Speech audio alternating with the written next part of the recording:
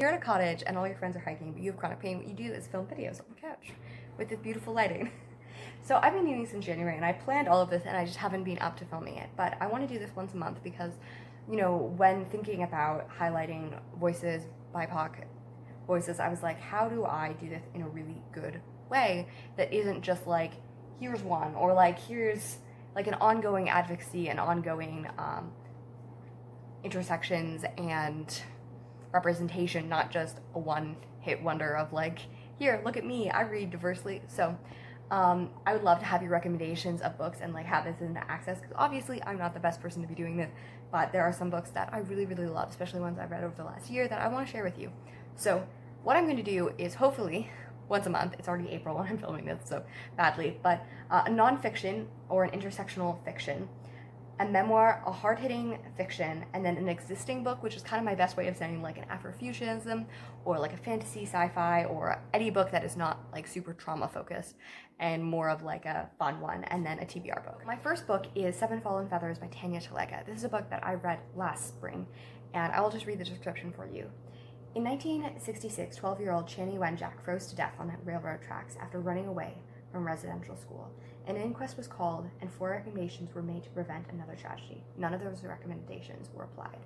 More than a quarter of a century later, from 2000 to 2011, 7 Indigenous high school students died in Thunder Bay, Ontario. Thunder Bay is one of the most like super far north cities that is like a bigger city in Canada, and it's in the same province as I. And so if you're not familiar with residential schools, they are the blight of Canadian human treatment of abuse against Indigenous and Native people of Canada.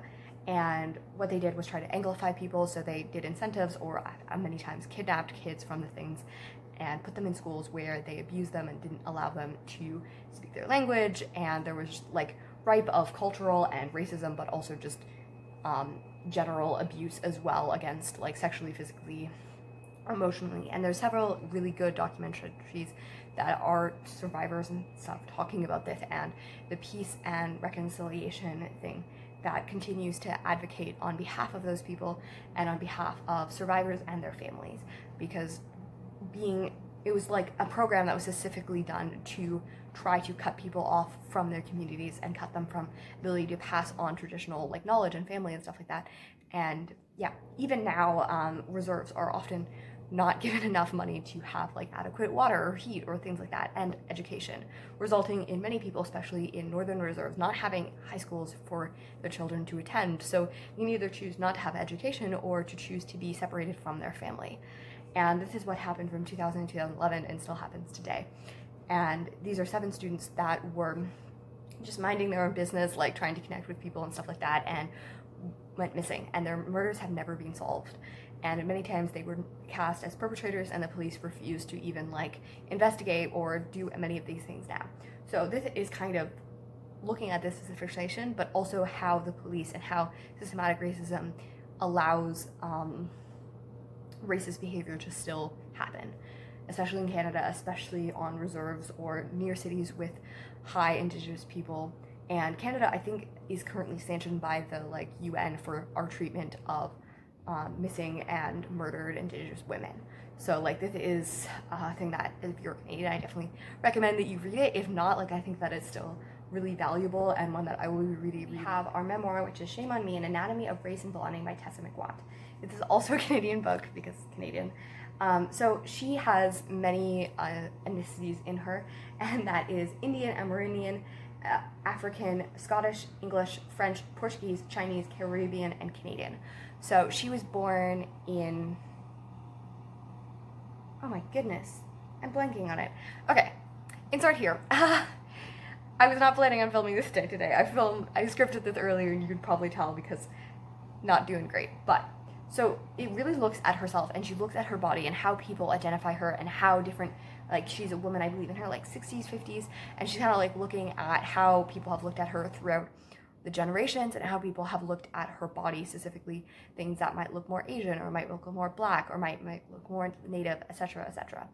And I think she grew up in Toronto, and this is like Canada has a lot of people who have multiple ethnicities or races in their ancestry, and how that affects people. And what it looks. It also does, again, a really good job of looking at how Canada has been racist in the past, and like, for instance, like laws that said we prefer immigrants from the traditional places like Northern Europe and stuff like that, and the mistreatment of Asian people during the internment or even on the railroads and things like that. And it's a super educational one about her experiences and about being ethnically diverse and not having a specific culture that she can necessarily call her own, but also the joy and also the shame around that and what that means.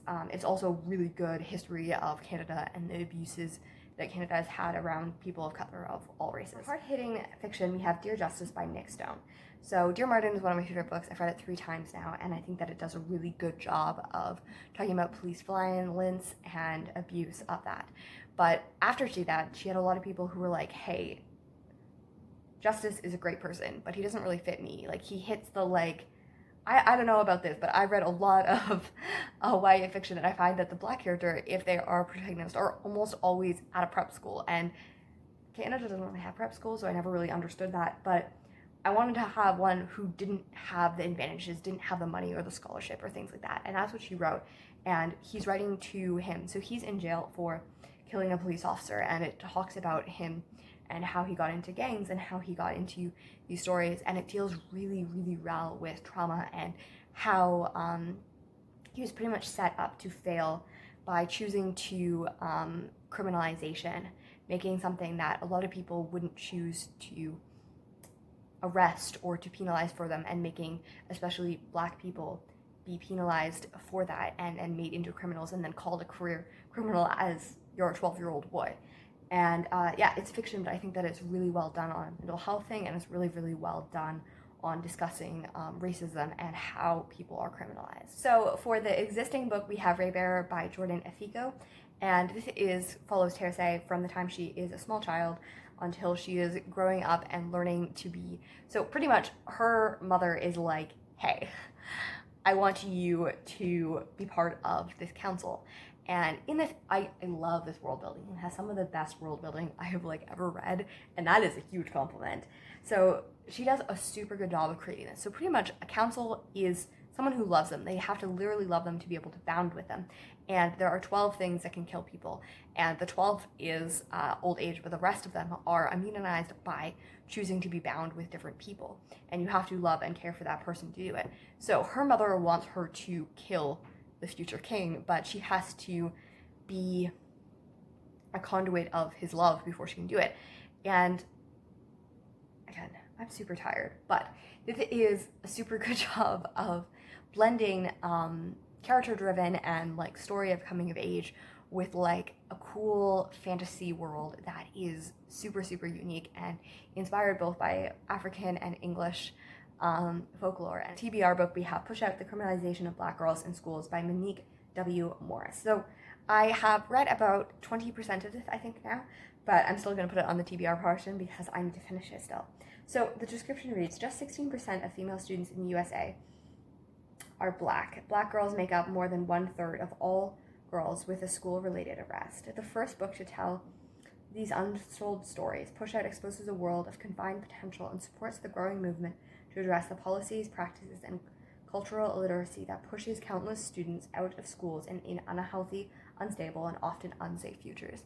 It's a really good job of, again, criminalization and the idea of how do we make people, especially people who are racialized, and make them into villains or make them into perpetrators of violence, not like actual violence, but like how we perceive them as that, despite the fact that they're doing behaviors that are often normal, accepted by people who are white.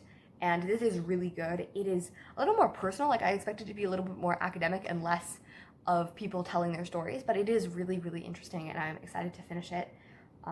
And yeah, so these are my books for this month. Please leave recommendations for great POC and BIPOC books, and I will talk to you soon.